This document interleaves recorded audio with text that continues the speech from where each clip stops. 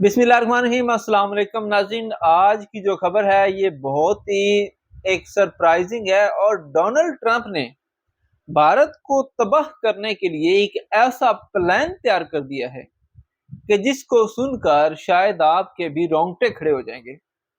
آپ یہ کہہ سکتے ہیں کہ ایسے ممالک بھی ہیں جو کہ امریکہ کی جو ہے وہ منشا کے مطابق کام نہیں کرتے، لیکن وہ سروائیو کر رہے ہیں، ہاں کر رہے ہیں، لیکن جس طرح سوچا تھا انڈیا نے کہ ان کا مستقبل ہوگا شاید اب ویسا نہ ہو سکے، اور اس کی مین وجہ ہے ڈونلڈ ٹرمپ۔ اور ڈونلڈ ٹرمپ کچھ ایسے خوفناک خطرناک فیصلے کرنے جا رہے ہیں کہ جن کو سن کر یقیناً آپ کے پاؤں کے نیچے سے زمین نکل جائے گی، اور آپ نے شاید سوچا بھی نہیں ہوگا کہ ایسا بھی ہو سکتا ہے۔ آپ لوگ جو ہیں یہ سن رہے ہیں کہ چائنا کی طرف سے، روس کی طرف سے، ایون کافی ممالک اور ہیں ان کی طرف سے بھی، اور اسپیشلی پاکستان کی طرف سے ہم بھی انڈیا کی تعریف کر رہے ہیں۔ اس بات پہ ہم اسے داد دے رہے ہیں کہ آپ لوگ بہت اچھا کام کر رہے ہیں، جو آپ ان کی آنکھوں میں آنکھیں ڈال کر بات کر رہے ہیں اور انہیں بتا رہے ہیں کہ ہم کوئی آپ کے غلام نہیں ہیں، ہم ایک آزاد قوم ہے اور ہم اپنے فیصلے اپنے قوم کے جو ہیں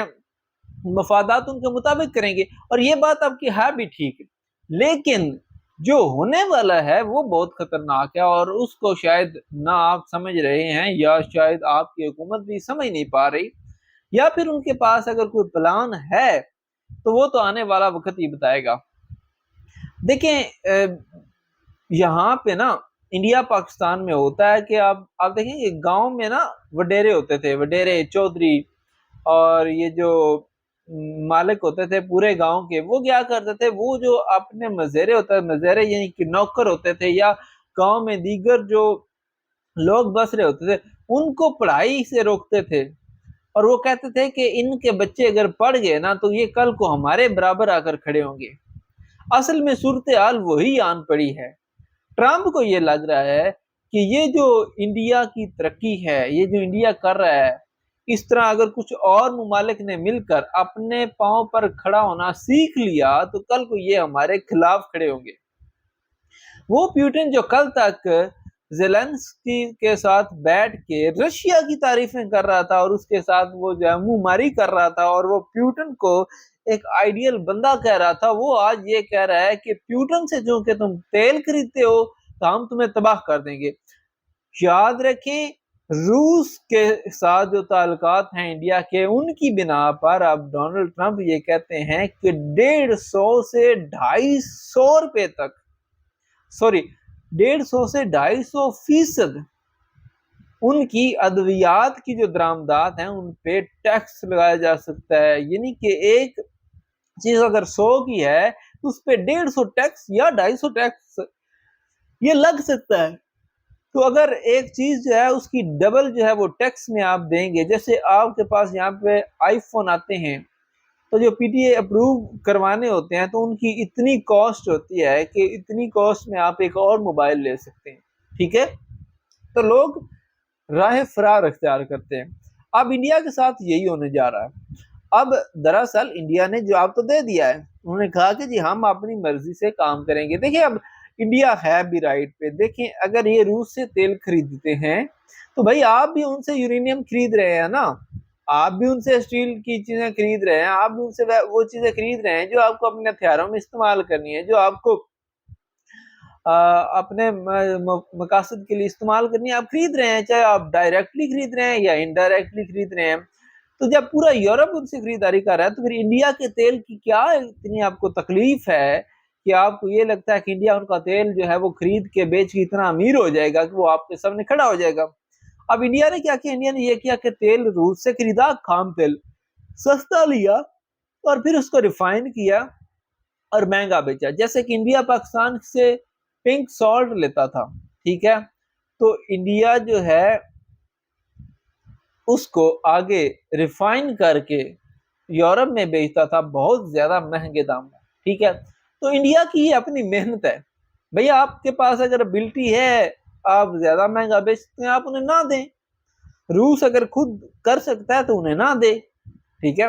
لیکن امریکہ کو کیا تکلیف ہے؟ امریکہ کو یہ تکلیف ہے اگر یہ لوگ خوشحال ہو گئے، ہمارا آئی ایم ایف کیسے چلے گا، ہمارا ڈالر اوپر کیسے جائے گا، ہماری یہ بادشاہت جو ہے یہ کیسے قائم رہے گی؟ ٹھیک ہے، تو وہ یہ نہیں چاہتے کہ کوئی اور ملک خوشحال ہو۔ انہوں نے دیکھیں ہواوے، آپ نے سنا ہے کبھی؟ ہواوے ایک بہت بڑا برانڈ ہے چائنا کا ابھی بھی، لیکن انہوں نے اس کو تباہ کر کے رکھ دیا۔ ایک وقت تھا جب پوری دنیا میں ہواوے ہوتا تھا، آئی فون اور سیمسنگ کے مقابلے میں ایک کمپنی تھی، اور شاید ان سے بھی بڑی ہوتی ہے آج، لیکن صرف گوگل کی سروسز بند کرنے کی وجہ سے وہ تباہ ہوگی۔ اب انڈیا کے ساتھ کیا ہو جانے والا ہے؟ اب دیکھیں انڈیا کی جو تجارت ہے وہ 85 سے 90 بلین ڈالر کی ہے امریکہ کے ساتھ۔ اس میں ٹیکس لگنا تو شاید اتنا زیادہ بڑا جھٹکا نہ ہو انڈیا کے لیے، لیکن جن کی ڈیجیٹل پروڈکٹس ہیں جیسے گوگل، جیسے مائکروسافٹ، جیسے اے آئی ٹیکنالوجیز، جیسے فری لانسنگ پلیٹ فارمز، جہاں پہ انڈیا کی بہت بڑی آبادی جو ہے وہ ریلائی کرتی ہے، ان کے یوٹیوبرس لے لیں، ان کے فری لانسرز لے لیں، ان کے جو ایڈیٹرس لے لیں، ان کے جو پروگرامرز لے لیں، ان کے جو ویب سائٹ ڈیولپرز لے لیں، ان کے سائنسدان لے لیں، ہر کوئی ان ٹیکنالوجیز کو یوز کرتا ہے جو کہ بیس کرتی ہیں امریکہ میں۔ امریکہ پہلے ہی ٹیسلا کو کہہ چکا ہے کہ انڈیا سے معاملات کلیئر کرو، ایپل سے کہہ رہا ہے کہ وہاں پہ مینوفیکچرنگ ختم کرو۔ اگر گوگل انڈیا سے چلا جاتا ہے، ٹیسلا انڈیا سے چلا جاتا ہے، ایپل انڈیا سے چلا جاتا ہے، آپ اندازہ لگائیں کتنی بڑی کریش آئے گی انڈیا کی اکانومی میں۔ یہ چیزیں بہت زیادہ، اس سے بڑھ کر انہوں نے کہا کہ جو لوگ انڈیا کے ہمارے بڑے بڑے اداروں میں کام کر رہے ہیں امریکہ میں، ان کے ویزے کینسل کر دیے جائیں گے۔ آپ اندازہ لگائیں مائکروسافٹ کا جو سی ای او ہے وہ انڈین، گوگل کا سی ای او جو ہے وہ انڈین جی، ایپل میں انڈینز، تو ہر بڑی جگہ پہ، ہر بڑی کمپنی میں انڈینز کا راج ہے اس وقت امریکہ میں، اور امریکہ کو یہ چیز جو ہے یہ بھا نہیں رہی، یہ ان سے برداشت نہیں ہو رہی کہ انڈینز جو ہیں یہ پڑھ لکھ کے آج ہمارے برابر کھڑے ہو رہے ہیں۔ وہ تو انہیں وہی سمجھتے تھے کہ اگر برطانیہ نے ان پہ حکومت کی ہے تو ہم بھی ان پہ حکومت کریں گے، لیکن وہی ہے کہ جب مزدور کا بچہ پڑھ جائے گا تو وہ وڈیرے چودھری کے خلاف کھڑا ہو جائے گا، اسے شعور آ جائے گا۔ تو یہ نہیں چاہتے کہ لوگوں کو شعور آئے، یہ نہیں چاہتے کہ لوگ اپنے پاؤں پر کھڑے ہوں، کیونکہ انہیں اپنی بادشاہت قائم رکھنی ہے، اور ان کی جو بے ایمانی ہے اس کو قائم رکھنا ہے۔ یوکرین میں تو انہیں نظر آتی ہے جینوسائیڈ، غزہ میں نہیں آتی۔ انہوں نے افغانستان میں کیا کیا، لیبیا میں کیا کیا، عراق میں کیا کیا، آپ سب کو پتہ ہے، ٹھیک ہے؟ اور اگر افغانستان کے طالبان ان کے بغیر رہ سکتے ہیں تو پھر انڈیا بھی رہ سکتا ہے۔